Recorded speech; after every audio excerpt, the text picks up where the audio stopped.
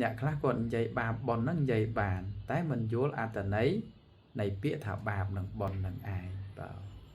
ណានឹងចូលរួមចាក់បាបទី1បាលីលោកថាបាបៈប្រែថាអំពើអាក្រក់ដោយកាយវិចារចិត្តនោះហើយអំពើបាបនោះហើយបាបអញ្ចឹងមានន័យថាអំពើអាក្រក់ហ្នឹងប៉ុនភាសាសំស្ក្រឹតបាលីបញ្ញៈឬក៏បញ្ញំខ្មែរយើងប្រែថាសេចក្តីល្អល្អដោយកាយដោយវិចារដោយចិត្តដែលយើងប្រព្រឹត្តល្អរាល់ថ្ងៃហ្នឹងលោកឲ្យឈ្មោះថាប៉ុនណាយអញ្ចឹងណាញាតិញោមញាតិបាទ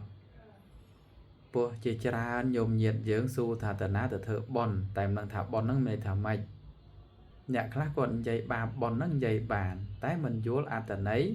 នៃពាក្យថាបាបនិងប៉ុននឹងឯងបាទណានឹងចូលរួមចែកឡែកធម្មទានប៉ុណ្ណឹងបាទអនុមោទនា